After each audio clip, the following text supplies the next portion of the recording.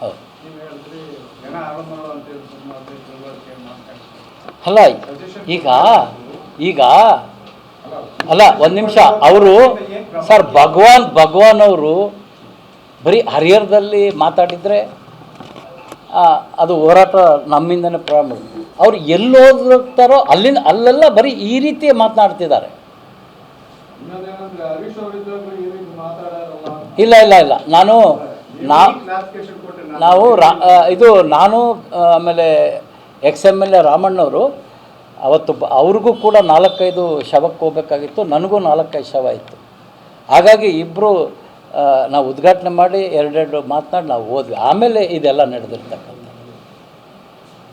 ಆಮೇಲೆ ನಾವು ಆ ಕಾರ್ಯಕ್ರಮಕ್ಕೆ ಯಾಕೆ ಹೋಗ್ಬೇಕಿತ್ತಂದರೆ, ಅಲ್ಲಿ ಅತಿ ಹಿಂದುಳಿದ ದಲಿತರ ಮಕ್ಕಳ ಹೆಚ್ಚು ಅಂಕ ಪಡೆದಂಥವ್ರಿಗೆ ಅವರಿಗೆ ಪ್ರೋತ್ಸಾಹ ಮಾಡ್ತಕ್ಕಂಥ ಕಾರ್ಯಕ್ರಮ. ನಾವು ಅದರಲ್ಲಿ ಭಾಗವಹಿಸಲೇಬೇಕಿತ್ತು.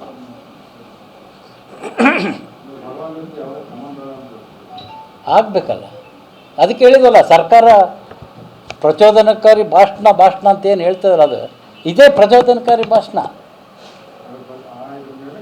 ಹೌದು, ಹಾಕಬೇಕು ಅವರು. ಈಗಾಗಲೇ ಹರಿಹರದ ದಿನೇಶ್ ಅಂತಕ್ಕಂಥ ಒಬ್ಬ ದಲಿತ ನಾಯಕ ಈಗಾಗಲೇ ಕೇಸ್ ಹಾಕಿದ್ದಾನೆ.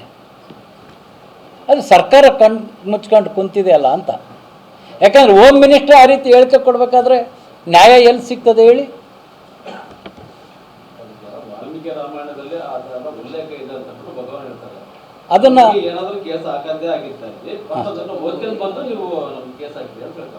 ಅದನ್ನು ದಿನೇಶ್ ಅವರು ಹಾಕಿದ್ದಾರೆ. ಅದ್ರ ಬಗ್ಗೆ ನನಗೆ ಮಾಹಿತಿ ಇಲ್ಲ. ಒಟ್ಟು ಈ ರೀತಿ ಈಗ ನಾನು ಹೇಳಿದೆ, ಲಕ್ಷಾಂತರ ದೇವ್ರನ್ನ ಪೂಜೆ ಮಾಡ್ತೀವಿ ನಾವು ನಮ್ಮ ದೇಶದಲ್ಲಿ. ಅದನ್ನು ಯಾಕೆ ಅಂತೇಳಿ ಯಾರಿಗೂ ಗೊತ್ತಿಲ್ಲ, ಆದರೆ ನಮಗೆ ನಂಬಿಕೆ ಇದೆ. ನಾನು ದೇವ್ರ ಸ್ಮರಣೆ ಮಾಡಿದ್ರೆ, ದೇವ್ರ ಧ್ಯಾನ ಮಾಡಿದ್ರೆ ನನಗೆ ಸಮಾಧಾನ ಸಿಗತ್ತೆ ಅಂತ ನಾವು ಮಾಡ್ತೀವಿ.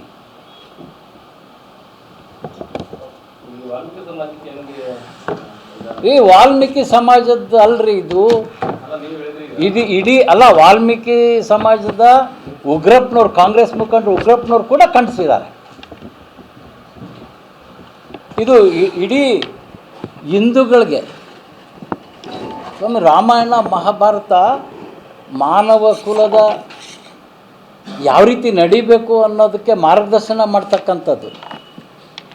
ಇದು ಬರೀ ವಾಲ್ಮೀಕಿ ಜನಾಂಗಕ್ಕೆ, ಹಿಂದೂಗಳಿಗಲ್ಲ, ಇದು ಮಾನವ ಕುಲಕ್ಕೆ ದಾರಿದೀಪ ಆಗ್ತಕ್ಕಂಥದ್ದು.